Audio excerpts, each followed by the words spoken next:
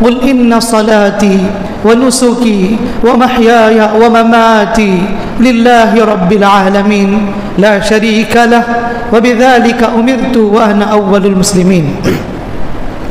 قابل احترام معزز اسلامی بھائیوں، بزرگان محترم، نوجوانان اسلام اور پردہ نشین خواتین اسلام، اللہ رب العالمین کا فضل و احسان ہے کہ ہم سب یہاں پر کچھ دین کی باتیں سننے اور کئی باتوں پر کما حقہ عمل کرنے کی کوشش کے لحاظ سے جمع ہوئے ہیں۔ دعا ہے رب تعالیٰ سے اللہ تعالیٰ ان تمام لوگوں کی کوششوں کو قبول فرمائے جو دین کے لیے کام کرتے ہیں، اللہ کو راضی کرنے کے لیے کام کرتے ہیں، اللہ کے لیے کام کرتے ہیں۔ دعا ہے رب العالمین سے اللہ تعالیٰ ہم تمام کو کئی باتوں پر، سنی باتوں پر عمل کی توفیق عطا فرمائے، اللہم آمین۔ معزز بھائیوں، کائنات میں اللہ رب العالمین کے بے شمار مخلوقات ہیں۔ اللہ تعالیٰ ساری کائنات کو پیدا کرنے والا وہ خالق و مالک و مدبر، جس نے ہر چیز پیدا کیا۔ اللہ خلق کل شیء، اللہ ہی ہر چیز کو پیدا کیا۔ واللہ خالق کل شیء، اللہ نے جتنی چیزیں پیدا کی ہیں ہر ایک کا ایک مقصد ہے، لیکن ان مخلوقات میں دو مخلوقات ایسے ہیں، جنات اور انسان، یہ دو مخلوق ایسے ہیں جن کا پیدا کرنے کا ایک خاص مقصد ہے۔ وہ مقصد کیا ہے؟ اللہ نے ان کو کیوں پیدا کیا؟ قرآن کہتا ہے وَمَا خَلَقْتُ الْجِنَّ وَالْإِنسَ إِلَّا لِيَعْبُدُونَ، اللہ نے کہا میں نے جن اور انس کو اپنی بندگی کے لیے پیدا کیا۔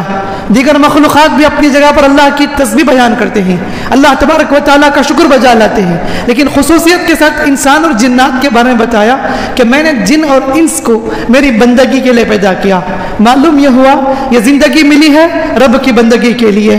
اللہ تعالیٰ ہمیں اس دنیا میں بھیجا ہے تاکہ ہم اللہ کی بندگی کریں، اللہ کی عبادت کریں، اللہ کو راضی کریں۔ جس کو جتنی عمر ملی ہے اپنی اپنی جگہ پر اللہ تعالیٰ کو راضی کرے اور عمل کر کے اللہ سے قریب ہو جائے۔ زندگی اسی لیے دی گئی ہے، جس زندگی میں بندگی نہ ہو، رب کی نافرمانی ہو، وہ زندگی شرمندگی ہے۔ تو مجھے اور آپ کو مقصد سمجھنا چاہیے کہ اللہ نے مجھے اس دنیا میں کیوں بھیجا، ہم دنیا میں کیوں آئے ہیں اور ہمارے آنے کا مقصد کیا ہے۔ اگر آدمی اس سے پہچان لے زندگی میں رب کی بندگی کو کبھی نہیں چھوڑے گا۔ آج اللہ سے دور، نمازوں سے دور، عبادات سے دور، گناہ پر گناہ، معصیت پر معصیت، کیوں؟ اصل ہم مقصد کو بھول چکے ہیں، مقصد حیات کو فراموش کر چکے ہیں۔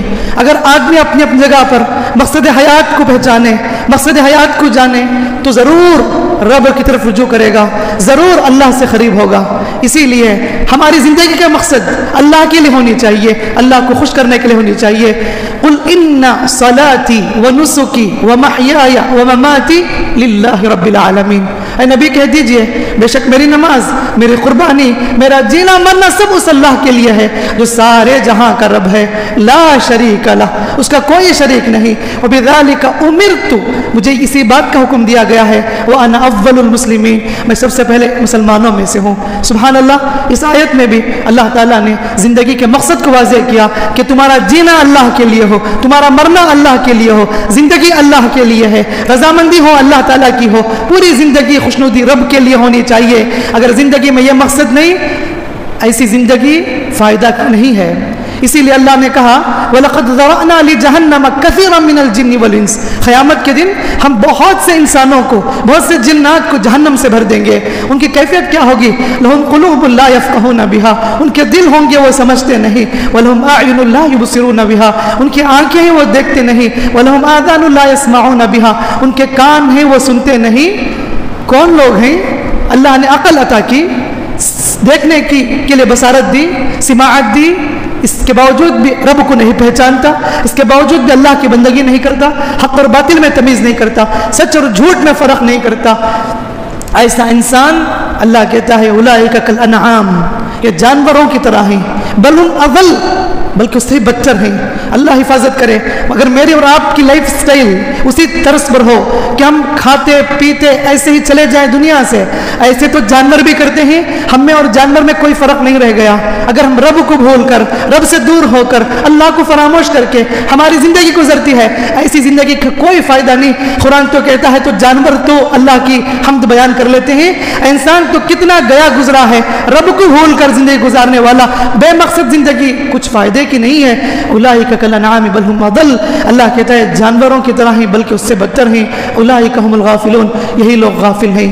میرے بھائیوں, یہ ساری باتیں بتا کر میں یہ کہنا چاہتا ہوں کہ میں بھی اور آپ بھی اپنی جگہ پر بیٹھ کر سوچیں کہ میں دنیا میں کیوں آیا ہوں, اللہ نے مجھے کیوں بھیجا ہے, مجھے کیا کرنا چاہیے, میں کیا کر رہا ہوں. میری زندگی گزر رہی ہے, زندگی برف کی طرح ختم ہو رہی ہے اور گھڑی کا کانٹا سیکنڈ سیکنڈ میں آگے بڑھ رہا ہے اور میں قبر سے قریب ہو رہا ہوں. اور کبھی بھی کسی بھی وقت ملک الموت مجھے لے کر جا سکتے ہیں. ایسے موقع پر میں آخرت کے لیے, قبر کے لیے, حشر کے لیے تیار ہوں یا نہیں, یہ آدمی سوچ کر دیکھے. اگر سوچ کر دیکھے تو روح کانپ اٹھ جاتی ہے. حقیقت میں اگر ہم اپنی پرانی زندگی کو دیکھیں تو پتہ چلتا ہے ہم کتنے پانی میں ہیں, پتہ چلتا ہے ہم کتنے گنہگار ہیں. فلاں وقت, فلاں دن, فلاں مہینے ہم نے کیا کیا گناہ کیے, کتنی معصیتیں کی, کتنی نمازیں ہم نے ترک کی, کتنی نافرمانیاں, رب کو ہم نے ناراض کیا.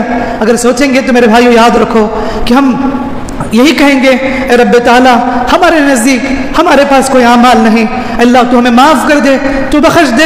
اگر تو نہیں بخشے گا, تو نہیں معاف کرے گا تو ہم نقصان اٹھانے والوں میں سے ہو جائیں گے.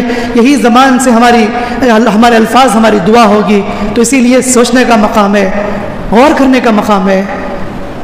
بڑے چھوٹے جوان سب کچھ معاشرے میں آج رب سے دور ہیں. وہ رحمان, میں نے پہلے بھی کہا کہ وہ اللہ ہمارے گناہ کے باوجود بھی ہمیں کھلا رہا ہے, پلا رہا ہے, ہمیں سب کچھ دیتا ہے جو کچھ ہم مانگتے ہیں. اس کے باوجود بھی ہم سمجھتے ہیں یہ سب کچھ میری محنت ہے, میری کوشش ہے, میری کمائی ہے. یہ بھول جاتے ہیں آپ کے اوپر رب کا فضل ہے, رب کا کرم ہے, رب کی توفیق سے, رب کی دی ہوئی نعمت سے آپ سانس لے رہے ہیں, زندگی بسر کر رہے ہیں.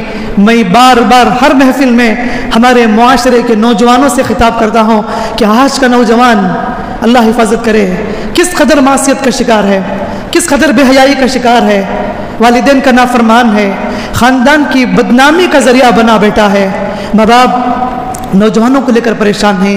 ہر کوئی کہتا ہے کہ ہمارا بیٹا ہاتھ سے نکل گیا, ہماری بیٹی نافرمان ہو گئی, ہمارا بیٹا خاندان کا نام بدنام کر دیا, میرا بیٹا میرا سر نیچا کر دیا. میرے نوجوانوں اپنے مقصد کو پہچانو. اللہ تعالیٰ نے آپ کو جوانی دی ہے رب کی بندگی کے لیے. ماشاءاللہ میں یہ نہیں کہتا کہ پورے نوجوان ایسے ہیں. الحمدللہ اس پرفتن دور میں جہاں جگہ جگہ فتنے ہیں, بے حیائی ہیں, ایسے میں ماشاءاللہ ہمیں ایسے نوجوان بھی نظر آتے ہیں جو رب کو ڈرنے والے, رب کو راضی کرنے والے, جن کے دوستوں کی جوانیاں ہوٹلوں میں, سڑکوں میں, پارکوں میں, کلبوں میں, فلموں میں گزرتی ہیں. لیکن ایسے نوجوان بھی ماشاءاللہ پہلی صف کے مصلی ہیں. ایسے نوجوان بھی ہیں ماشاءاللہ نفل روزے بھی رکھتے ہیں. ہمیشہ ان کے دل میں رب کا خوف ہوتا ہے. ایسے نوجوانوں کے لیے بشارت سنائی گئی. اللہ کے نبی صلی اللہ علیہ وسلم فرماتے ہیں کہ رجل شاب نشا فی عبادت اللہ, عرش کے نیچے اللہ تعالیٰ مخصوص سائے میں جگہ دے گا ایسا نوجوان جو جوانی کو بندگی میں گزارتا ہے.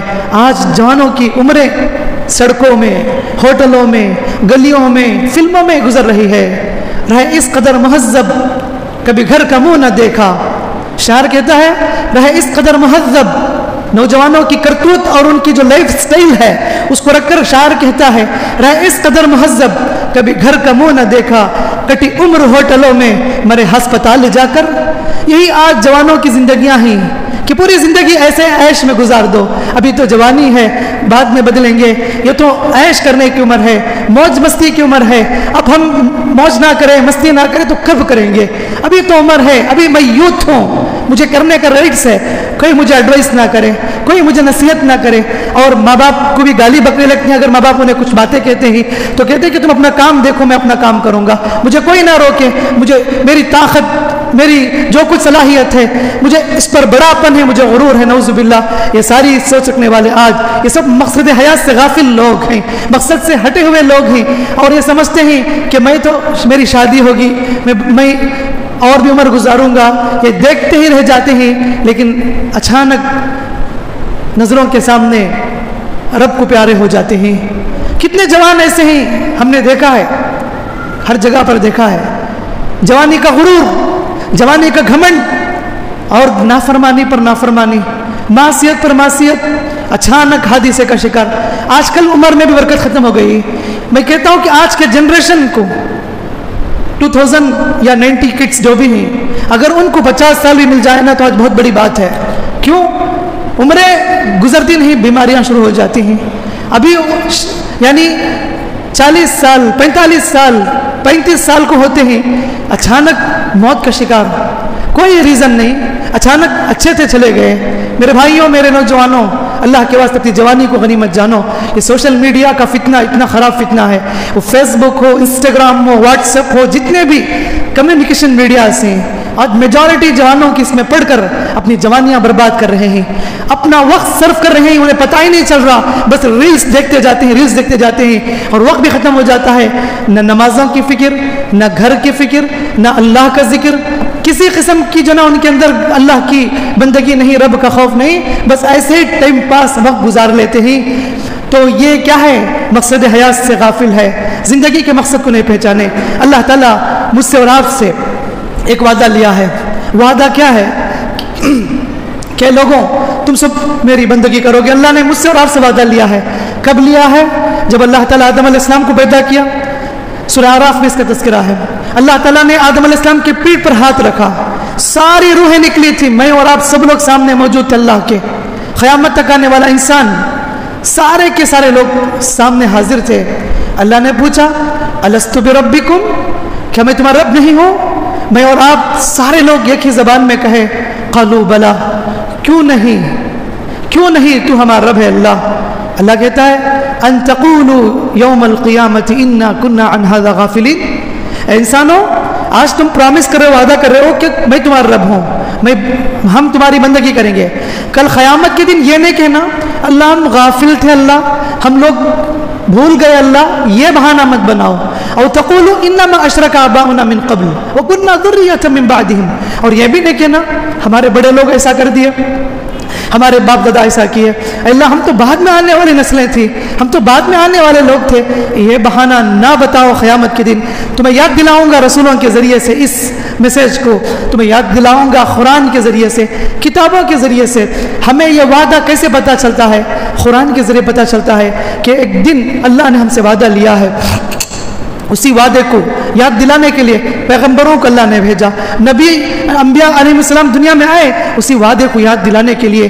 کیا ہم اس وعدے کو یاد رکھیں یا نہیں، سوچنے کی بات ہے. اسی وعدے کو پورا کرنا ہے ہمیں.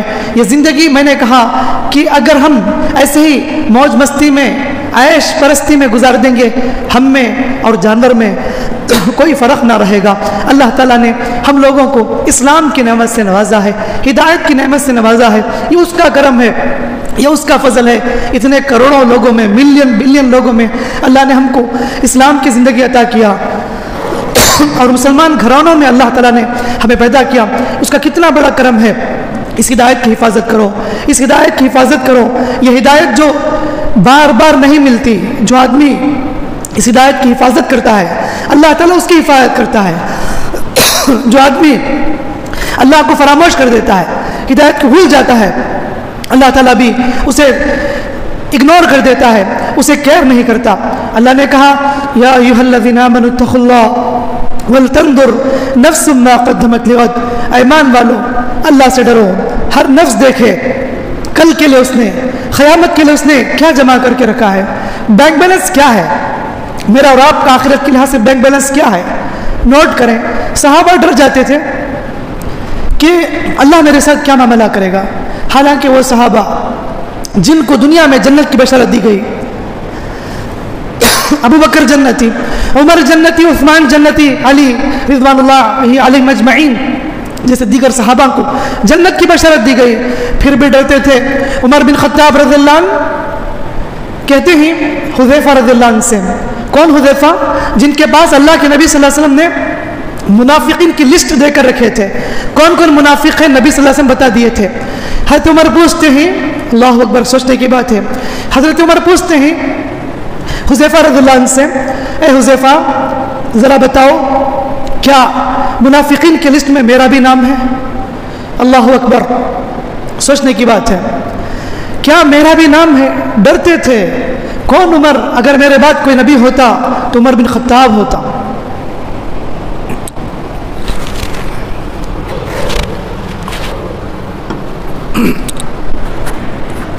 اللہ کے نبی صلی اللہ علیہ وسلم نے کہا کہ اگر میرے بعد کوئی نبی ہوتا عمر ہوتا۔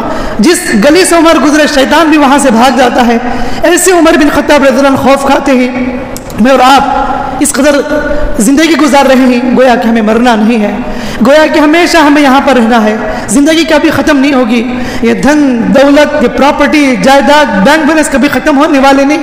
اسی سوچ کے ساتھ ہم پوری زندگی گزار دیتے ہیں، یہاں تک کہ جب دنیا سے جانے کا وقت آتا ہے انسان گڑ گڑاتا ہے، روتا ہے، چلاتا ہے، اللہ مجھے تو موقع عطا فرما تاکہ میں توبہ کر لوں، اللہ تو مجھے چھوڑ دے، میں 2 رکعت نماز پڑھ لوں، اللہ میں نے گناہ کیے، میں نے بہت پاپ کیے، اللہ تو مجھے وقت دے اللہ۔ لیکن اللہ کہتا ہے اذا جاء اجلهم لا يستأخرون ساعة، جب وقت آ جائے موت کا، نہ ایک سیکنڈ آگے نہ ایک سیکنڈ پیچھے، فرشتے ملک الموت صحیح وقت میں اللہ کے حکم کے مطابق روح نکال لیتے ہیں۔ انسان کو اب پتہ نہیں چلتا، آج رب کو بھول بیٹھا ہے، آج مقصد حیات سے غافل ہے۔ جس دن حلق میں روح اٹکے گی اس وقت پتہ چلے گا زندگی کی حقیقت کیا ہے، اس دن پتہ چلے گی زندگی کی حقیقت جب روح نکلنے لگے، سکرات کے عالم میں آدمی پہنچ جائے۔ کس قدر کٹھن مرحلہ سے میرے بھائیوں مجھے اور آپ کو گزرنا ہے، وہ سکرات جس کے بارے میں اللہ کے نبی صلی اللہ علیہ وسلم خود کہہ دیے واللہ ان للموت لسکرات یا عائشہ۔ تڑپ گئے نبی کریم صلی اللہ علیہ وسلم موت کے وقت، نبی کریم صلی اللہ علیہ وسلم کا سر حضرت عائشہ کی گود میں تھا، نبی کریم صلی اللہ علیہ وسلم کہنے لگے اے عائشہ میرے بازو میں پانی رکھ دو، نبی صلی اللہ علیہ وسلم پلیٹ میں ہاتھ ڈالتے تھے، چہرے پر ملتے تھے، لا الہ الا اللہ ان للموت لسکرات، لا الہ الا اللہ ان للموت لسکرات، یعنی اللہ کی سوا کوئی معبود نہیں۔ اے عائشہ یہ موت کی سختیاں بڑی کٹھن ہیں میرے بھائیوں، اس مرحلے سے مجھ کو بھی اور آپ کو بھی گزرنا ہے۔ وجاءت سکرۃ الموت بالحق، اللہ کہتا ہے یہ موت کی سختی حق کے ساتھ تمہارے پاس آئے گی، کہاں بھاگو گے، کہاں جاؤ گے؟ ذالک ما کنت منہ تحید، یہ وقت ہے جس سے تو بھاگتا تھا۔ کلا اذا بلغت التراقیہ وقیل من راق، ہرگز نہیں، جب روح حلق میں اٹک جائے کہیں گے گھر والے من راق، طبیب کو بلاؤ، ڈاکٹر کو بلا لو، بچا لو انہیں، یہ تڑپ رہے ہیں، سسک رہے ہیں، بلک رہے ہیں، انہیں ہسپتال پہنچاؤ۔ لیکن اللہ کہتا ہے مرنے والے کو پتہ چل جاتا ہے وَظَنَّ أَنَّهُ الْفِرَاقُ، یہ میرے جدائی کا وقت ہے، دنیا سے جانے کا وقت ہے، یہ گھر والے مجھے بچانے کی پھر رہی، اب غرغراہٹ شروع ہو جائے حلق میں، سکرات شروع ہو جائے تو سمجھو کہ جانے کا وقت ہے۔ 6 منٹ کا مہمان ہوں، جس گھر میں میں اتنے سالوں تک رہتا تھا یہ گھر میں چھوڑنے والا ہوں، بیوی بچوں کو چھوڑنے والا ہوں، الوداع کہنے والا ہوں، رشتہ دار یا اولاد یہ ساری چیزیں مجھ سے جدا ہو جائیں گے اور مجھے اکیلا اس دنیا کو سے سفر کرنا ہے۔ اللہ کہتا ہے وَظَنَّ أَنَّهُ الْفِرَاقُ، مرنے کے بعد وَالْتَفَّتِ السَّاقُ بِالسَّاقِ، پنڈلی سے ملا دی جاتی ہے، إِلَىٰ رَبِّكَ يَوْمَئِذٍ الْمَسَاقُ، رب کی طرف تمہیں لے جایا جائے گا، رب کی طرف ہمیں ایک دن سفر کرنا ہے، اس دنیا سے اس دنیا کو جانا ہے، ایک یہ جہاں ایک وہ جہاں، ان دو جہاں کے درمیان فاصلہ ہے ایک سانس کا، اگر چل پڑی تو یہ جہاں، رک گئی تو وہ جہاں، ایک سانس میں اٹکی ہوئے زندگی، اگر سانس باقی ہے، دھڑکنیں باقی ہیں تو زمین کے اوپر، اگر سانس رک جائے، دھڑکن بند ہو جائے زمین کے اندر، اللہ اکبر، زمین کے اوپر جو گھر ہے میرے بھائیوں سوچ کر دیکھو، ہم لوگ کتنی فکر کرتے ہیں، کیا کچھ انتظامات نہیں کرتے، لیکن زمین کے اندر جو گھر ہے ہم نے اس کے لیے کیا تیاری کی ہے، ہم نے اس کے لیے کیا جمع کے رکھا ہے۔ یہی تو مقصد حیات ہے، جس انسان کے نزدیک زندگی کا مقصد معلوم ہو کہ یہ دنیا وقتی دنیا ہے اور یہ ساری چیزیں مجھے چھوڑنی ہے، تو ایسا انسان کبھی نمازوں کو نہیں ترک کرے گا، ایسا انسان کبھی رب سے دور نہیں ہوگا، ایسا انسان کبھی دوسروں کے مال کو ہڑپ نہیں کرے گا، ایسا انسان کبھی حرام کمائی نہیں کھائے گا، ایسا انسان کبھی سود خوری میں نہیں پڑے گا، ایسا انسان کبھی کسی پر ظلم نہیں کرے گا، جس کے دل میں ڈر ہو مجھے کل قیامت کی جواب دینا ہے۔ قسم سے میرے بھائیوں، مجھے اور آپ کو اکیلے اکیلے رب کے سامنے کھڑے ہو کر جواب دینا ہے۔ قیامت کے دن آدمی کو اس کے والد کے نام سے پکارا جائے گا، فلاں کا بیٹا حاضر ہو جائے۔ اگر ہمارا عمل نیک ہو تو ہم بڑے خوش نصیب ہوں گے، خاندان کی بھی نیک نامی ہوگی، حشر کے میدان میں باپ کی بھی نیک نامی ہوگی۔ اگر ہم پاپی ہوں، گنہگار ہوں، زندگیاں غفلت میں گزار دی ہوں، اس وقت ہم چہرہ دکھانے کے لائق نہیں رہیں گے۔ اللہ نے کہا وَكُلُّهُمْ آتِهِ يَوْمَ الْقِيَامَةِ فَرْدًا، تم میں سے ہر شخص قیامت کے دن اکیلے اکیلے رب کے سامنے حاضر ہوگا، حساب و کتاب ہوگا۔ جن کا نام اعمال دائیں ہاتھ میں دیا جائے گا، بڑا خوش نصیب انسان ہوگا، وہ کہے گا ہاں اقرؤوا کتابیہ، اپنے گھر والوں سے کہے گا دیکھو پڑھ لو میرا نام عمل، جنت کی ٹکٹ مجھے مل گئی۔ انی ظننت انی ملاق حسابیہ، مجھے یقین تھا کہ میں آخرت میں اللہ سے ملنے والا ہوں۔ فهو فی عیشۃ راضیہ فی جنت عالیہ، اللہ نے اس کے بارے میں کہا وہ عیش پسند زندگی میں ہوگا، جنت میں داخل ہوگا اور پسند کی زندگی میں ہوگا۔ اور جس کا نام عمل اس کے لیفٹ ہینڈ میں دیا جائے گا، بربادی ہوگی اس کے لیے، بربادی اس کے لیے۔ سوچ کر دیکھو، امیجن کرو کیا حالت گزرے گی اس وقت کہ جب ہم ناکام ہو جائیں، جب انسان ناکام ہو جائے، اعلان کر دیا جائے کہ اس کو جہنم میں ڈھکیل دیا جائے، تو وہ منظر کروڑوں لاکھوں لوگوں کے سامنے اس قدر رسوائی، پچھتاوا، اللہ حفاظت کرے، لیفٹ ہینڈ میں دیا جائے گا تو بربادی ہے۔ کہے گا یا لیتنی لم اوت کتابیہ، ہائے ہائے مجھے نام عمل نہ دیا جاتا تو اچھا ہوتا۔ ولم ادری ما حسابیہ، مجھے نہیں معلوم کہ میرا حساب کیا ہے، زندگی میں نے ایسی غفلت میں گزار دی، رب کو فراموش میں، رب کو بھلا بیٹھا میں، نہ مجھے نمازوں کی فکر تھی، نہ مجھے اللہ تعالیٰ کو یاد کرنے کی فکر تھی، میں گناہ پر گناہ کرتا رہا۔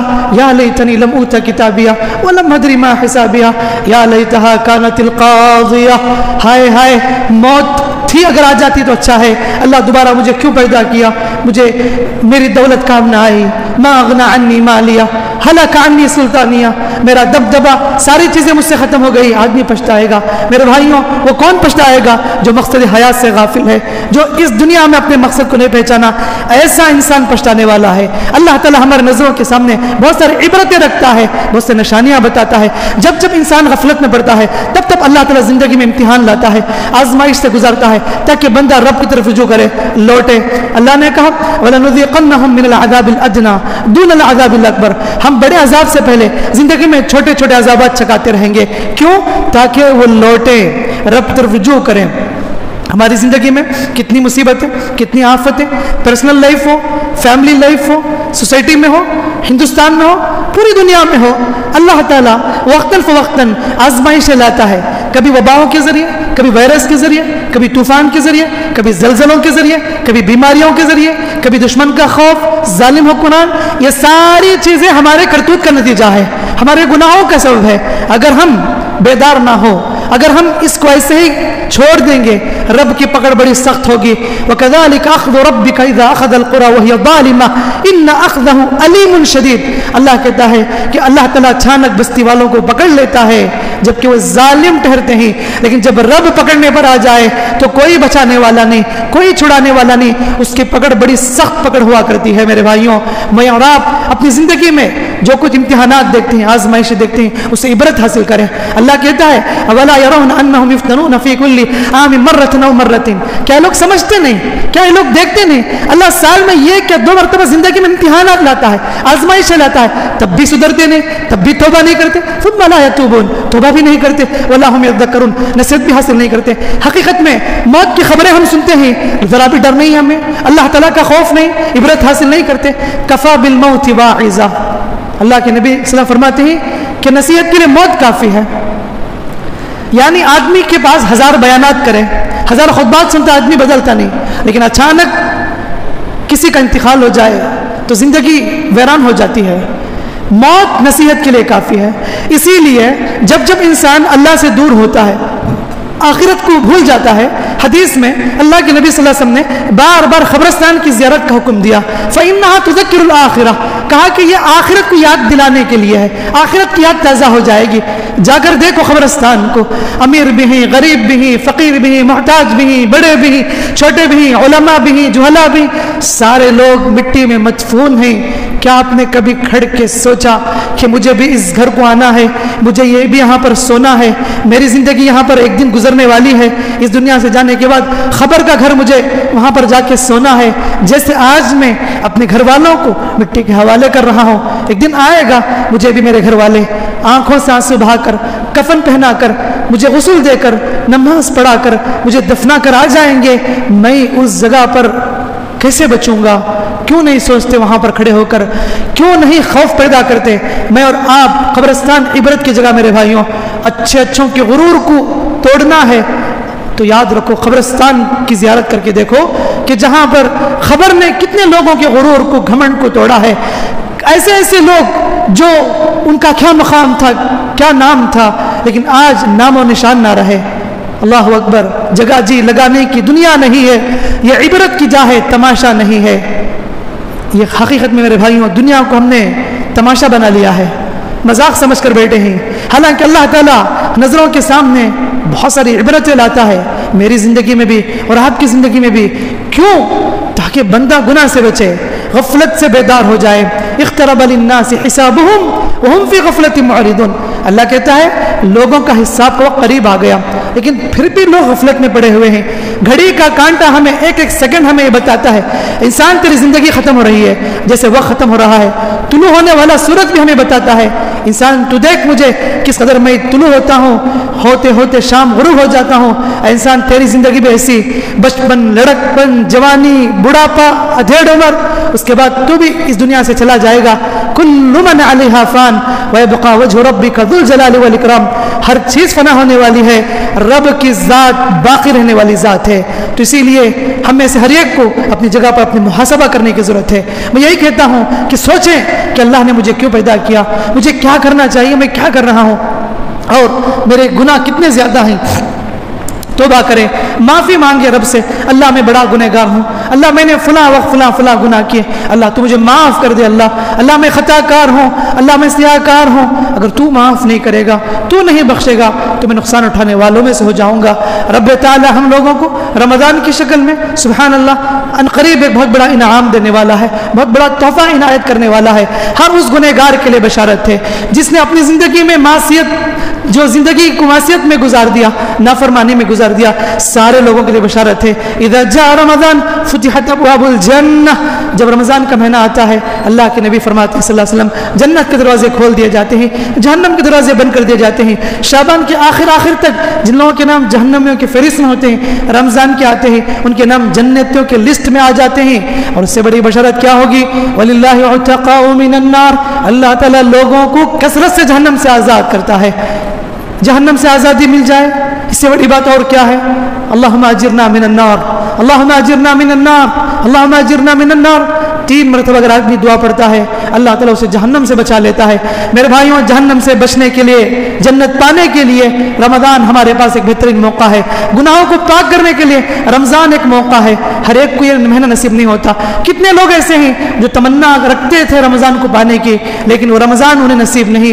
کتنے لوگ ہم میں سے, ہمارے والدین, ہمارے رشتہ دار, دوست احباب, ہمارے بھائی بہن, کتنے لوگ گزشتہ رمضان ہمارے ساتھ تھے, انہوں نے روزے رکھے, تراویح کا اہتمام کیا, ہمارے ساتھ اٹھتے بیٹھتے تھے, لیکن اس رمضان میں وہ ہمارے نزدیک نہ رہے, اس رمضان میں وہ ہمارے ساتھ نہ رہے. میرے بھائیوں, رمضان کو آخری رمضان سمجھ کر گزارو. اس بات کی کوئی گارنٹی نہیں ہے کہ دوبارہ رمضان ملے گی یا نہیں اللہ کی طرف سے. اگر آپ کو رمضان کا مہینہ نصیب ہے تو موقع کو غنیمت جان لو. یہ ایسا موقع ہے جو ہم گناہ کو پاک کر سکتے ہیں. اللہ تو ہمیں ہر وقت اعلان کرتا ہے, کون ہے معافی مانگنے والا, معافی مانگ لے.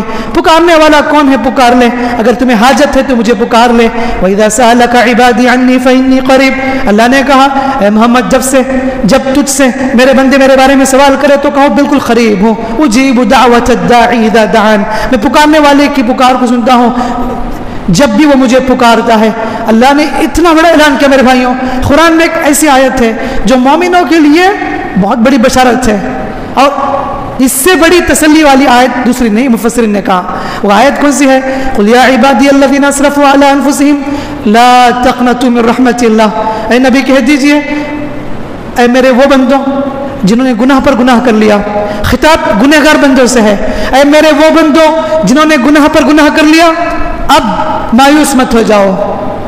یہ نہ کہو کہ میں نے اتنے لمبے عرصے گناہ میں گزار دیے اور آج اللہ کیا مجھے میری توبہ قبول کرے گا یا نہیں, اس شک میں نہ پڑیے. اللہ کہتا ہے لا تقنطوا من رحمت اللہ, اللہ کی رحمت سے مایوس نہ ہو جاؤ. ان اللہ یغفر الذنوب جميعا, اللہ تو پورے گناہوں کو معاف کرنے کے لیے تیار ہے.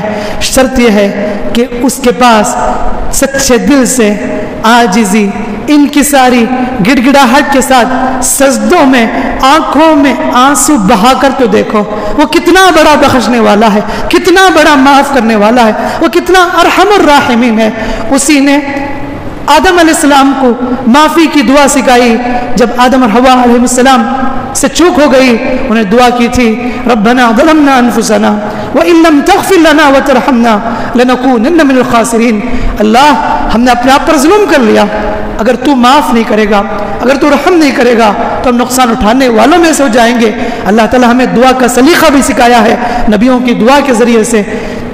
تکلیف میں ہی پریشانی میں ہی یونس علیہ السلام کا تذکرہ کر کے ہم میں سے ہر ایک کو دعا سکھا دیا لا الہ الا انت سبحانک انی کنت من الظالمین.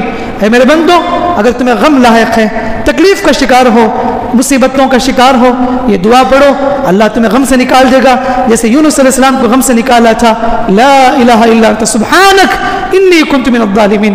اے اللہ تیرے سوا کوئی معبود نہیں, تو پاک ہے, بے شک اللہ میں ظالموں میں سے ہوں. میرے بھائیوں قرآن ہم لوگوں کو کتنی دعائیں سکھاتا ہے. اللہ ہمیں قریب بلاتا ہے, جنت سے قریب کرنا چاہتا ہے. واللہ یدعو الی الجنہ والمغفرہ, اللہ مغفرت کی طرف بلاتا ہے. ابھی بھی توبہ کا دروازہ کھلا ہوا ہے, کرامن کاتبین بیٹھے ہوئے ہیں, لکھ رہے ہیں, جو کچھ آپ کرتے ہیں سب نوٹ ہو رہا ہے. ابھی بھی توبہ کا دروازہ کھلا ہے, لیکن جب سکرات شروع ہو جائے توبہ کا دروازہ بند ہو جائے گا. اب بھی موقع ہے, چانس ہے, اپنے آپ کو بدلو. بدلنا ہے تو آج بدلے. شیطان آپ کو دھوکہ دے گا کہ بعد میں صدر جا, بعد میں سور جا, ابھی تو وقت باقی ہے, بعد میں اپنے آپ کو بدل لے. لیکن شیطان کے بہکاوے مت آنا. توبہ کرنا ہے تو اب توبہ کریں. رات سوتے ہی صبح اٹھنے کی توفیق نہیں ہوتی لوگوں کو. کتنے لوگوں کی موت نیند کی حالت میں چلی جاتی ہے. کتنی ارمانے تھے, کتنی خواہشات تھی, یہ سب شیطان کے دھوکے ہی. دنیا خود دھوکا ہے. والحیات الدنیا الا متاع الغرور. آدمی کیا کچھ خواہشات رکھتا ہے. آدمی کی خواہش ہوتی ہے میں گھر بناؤں گا, میری لائف اسٹائل ایسی رہے گی, ایسی رہے گی. گھر تعمیر کرتا ہے, ابھی گھر میں داخل بھی نہیں ہوتا, گھر آباد ہونے سے پہلے خبر اس کی آباد ہو جاتی ہے. آدمی خواہش کرتا ہے, پلاننگ کرتا ہے کہ ہم اپنے بچے کو پڑھائیں گے, بڑا کریں گے, ہمارا بیٹا ہمیں کما کر دیکھا, ہمیں کھلائے گا پلائے گا. اسی ارمانوں کے ساتھ رہتے ہیں. اچانک بیٹا کسی حادثے کا شکار ہو کر دنیا سے رخصت ہو جاتا ہے. ساری ارمانیں, ساری خواہشات ادھوری ہو کر رہ جاتی ہیں. میرے بھائیوں یہ دنیا دھوکے کے علاوہ کچھ نہیں ہے.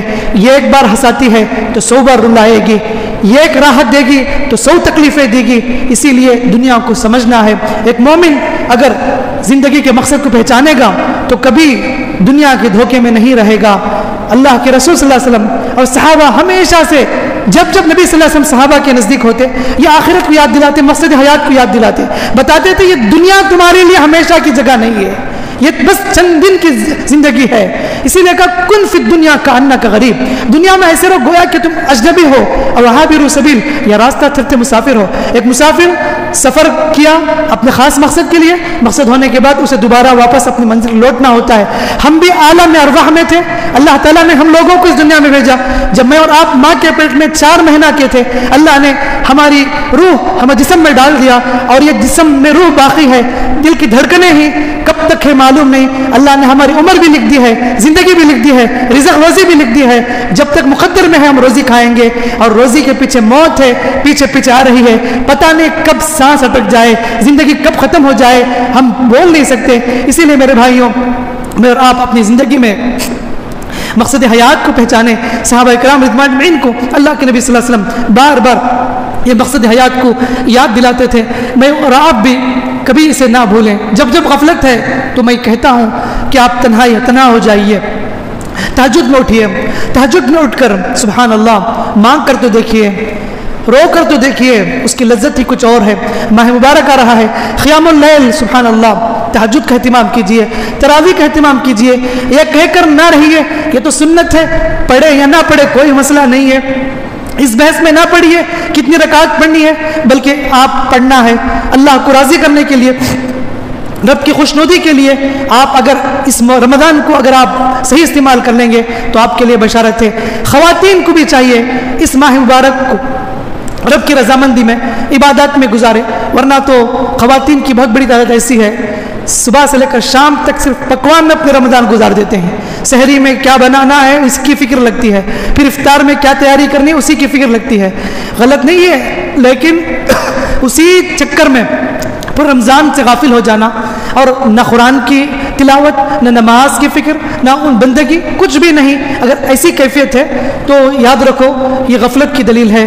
تو بہرحال اللہ سے دعا ہے اللہ رب العالمین ہم تمام کو اپنی زندگی کو پہچاننے کی اللہ ہم سب کو توفیق عطا فرمائے.